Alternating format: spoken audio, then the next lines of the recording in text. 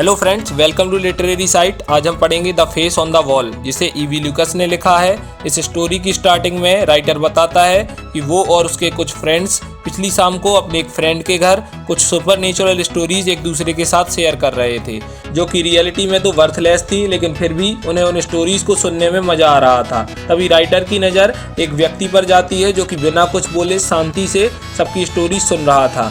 Writer उसे जानता नहीं था, वो उसके फ्रेंड रोडसन व्हाइट का फ्रेंड था। थोड़ी देर बाद उस मीटिंग के होस्ट डेबनी ने उस स्ट्रेंजर से रिक्वेस्ट की कि वो भी कुछ सुनाए जो कि सुपरनेचुरल हो। उसके बाद स्ट्रेंजर एक इन्फॉर्मेशन देता है कि उसके पास एक स्टोरी है, पर वो फिक्शनल नहीं है और उसकी पर्सनल लाइफ से जुड़ी हुई है। इतना सुनते ही राइटर और उसके फ्रेंड्स उस स्ट्रेंजर से उसकी स्टोरी सुनने की रिक्वेस्ट करते हैं। स्ट्रेंजर बताता है कि कुछ सालों पहले वो ग्रेट ऑर्मंड स्ट्रीट पर बने हुए एक पुराने मकान में रहता था। उस मकान की कंडीशन ज़्यादा अच्छी नहीं थी और उसकी दीवारों में पेंट खराब हो जाने की वजह से कई निशान बने हुए थे।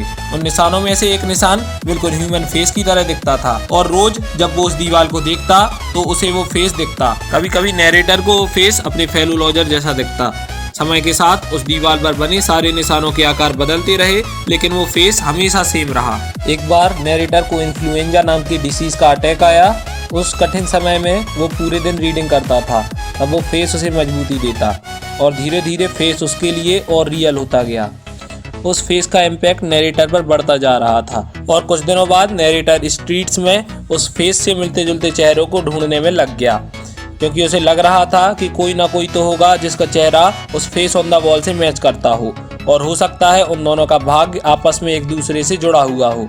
और यह सब सोचकर नैरेटर तलाश में लग गया। उसने ऐसी जगहों पर छानबीन शुरू की जहां लोग भारी संख्या में आते जाते थे, जैसे कि political meetings, football matches, railway stations, लेकिन सब व्यर्थ रहा। इस खोज ने नैरेटर को पागलपन के मोड़ पर लाकर खड़ा कर दिया। वो एक कॉर्नर पर खड़े होकर आते जाते लोगों के चेहरे को घूरता रहता और उसके ऐसा करने से पुलिस तक को उस पर शक होने लगा।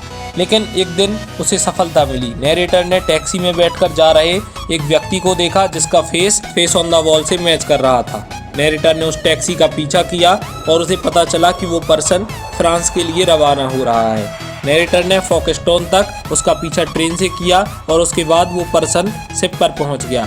बड़ी मुश्किल से नैरेटर ने उसका विजिटिंग कार्ड प्राप्त किया, जिस पर उसका नाम और एड्रेस मेंशन था, मिस्टर ऑर्मंड वॉल, पिट्सबर्ग, यूएसए। आखिर अब नैरेटर को फेस ऑन द वॉल वाला पर्सन मिल गया था। उसके बाद नैरेटर अपने रेसिडेंस पर लौट आया और मिस्टर ऑर्मंड के बारे में जानकारी एकत्र करने में लग गया। उसने पिट्सबर्ग में रह रहे अपने फ्रेंड से कांटेक्ट किया और उसे पता चला कि मिस्टर ऑर्मंड एक रिच पर्सन है। उसके पेरेंट्स लंदन में रहते हैं। अब नैरेटर पिछले दिन की बात बताता है जब वो हमेशा की तरह सो रहा था और उसकी नज़र उस वॉल पर गई जिस पर वो फेस दिखता था, लेकिन आज उस फेस की इंटेंसिटी कम हो गई थी। नैरेटर ने अपनी आंखें मली ताकि वो फेस को साफ साफ देख सके, लेकिन वो एकदम ब्लर हो चुका था, जबकि पिछली रात वो फेस हमेशा की तरह क्लियर था। जब नैरेटर ने सुबह का न्यूज़पेपर पढ़ा तो उसे पता चला कि मिस्टर ऑर्मंड का एक्सीडेंट हो गया है और उनकी हालत गंभीर है। और उसके बाद जब नैरेटर वापस अपने रूम में गया तो वो फेस ऑन द वॉल पूरी तरह से डिसअपीयर हो गया था और कुछ समय बाद नैरेटर को पता चला कि मिस्टर ऑर्मंड की डेथ हो चुकी है। इसके बाद नैरेटर शांत हो जाता है। राइटर और उसके फ्रेंड्स नैरेटर की तारीफ करते हैं। फिर लास्ट में नैरेटर बताता है कि ये स्टोरी पूरी तरह से काल्पनिक है और उसने कुछ टाइम पहले ही सोची है। वो और रोडसन व्हाइट वहाँ से गायब हो जाते हैं। ये वीडियो बस यहीं तक थी। आई होप ये वीडियो आपको पसंद आई होगी, और ये वीडियो अगर आपको अच्छी लगी हो तो इसे लाइक और शेयर करना ना भूलें। Thank you.